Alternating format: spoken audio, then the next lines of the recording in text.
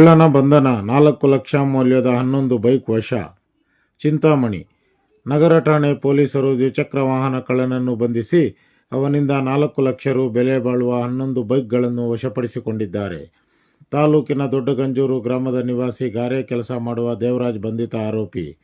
December 31ರಂದು ಸಂಜೆ 5ರಿಂದ 7 ಗಂಟೆಯ ಸಮಯದಲ್ಲಿ ನಗರದ ಝಾನ್ಸಿ ಮೈದಾನದ ಬಳಿ ನಿಲ್ಲಿಸಿದ್ದ ಬೈಕ್ ಕಳುವಾಗಿದೆ ಎಂದು ಗೋಪಸಂದ್ರ ಗ್ರಾಮದ ಮಂಜುನಾಥ್ ನಗರ ಠಾಣೆಗೆ ದೂರು ನೀಡಿದರು. ಇತ್ತೀಚೆಗೆ ದ್ವಿಚಕ್ರ ವಾಹನ ಕಳವು ಪ್ರಕರಣಗಳು ಹೆಚ್ಚಾಗಿದ್ದವು. ಡಿವೈಎಸ್ಪಿ ಮುರಳೀಧರ್ ಮಾರ್ಗದರ್ಶನದಲ್ಲಿ ನಗರ ಠಾಣೆಯ ಇನ್ಸ್ಪೆಕ್ಟರ್ ವಿಜಯ್ ಕುಮಾರ್ ನೇತೃತ್ವದಲ್ಲಿ ಕಳ್ಳರ ಪತ್ತೆಗಾಗಿ ವಿಶೇಷ ತಂಡವನ್ನು ರಚಿಸಲಾಗಿತ್ತು. ತಂಡವು ವಿವಿಧ ಆಯಾಮಗಳಲ್ಲಿ ತನಿಖೆ ನಡೆಸಿ ಮಾಹಿತಿಗಳನ್ನು ಕಲೆ ಹಾಕಿ ವೈಜ್ಞಾನಿಕವಾಗಿ ವಿಶ್ಲೇಷಣೆ ಮಾಡಿ ಕಳ್ಳತನದ ಆರೋಪಿಯನ್ನು ಪತ್ತೆ ಮಾಡಿ ಬಂಧಿಸಿದ್ದಾರೆ.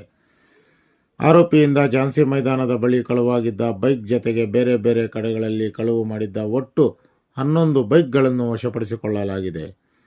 ನಗರ ಠಾಣೆಯ PSI ಪ್ರಕಾಶ್, ಸಿಬ್ಬಂದಿ ಮಂಜುನಾಥ್, ವೆಂಕಟ್, ವಿಶ್ವನಾಥ್, ಮುನಿರಾಜು, ಶ್ರೀನಿವಾಸಮೂರ್ತಿ, ಲೋಕೇಶ್, ಗಿರೀಶ್, ಅನಿಲ್ ಕುಮಾರ್, ಸುರೇಶ್ ವಿಶೇಷ ಪತ್ತೆದಾರಿ ತಂಡದಲ್ಲಿದ್ದರು. ವರದಿ ಸಿನಾಟಿ, ಚಿಂತಾಮಣಿ.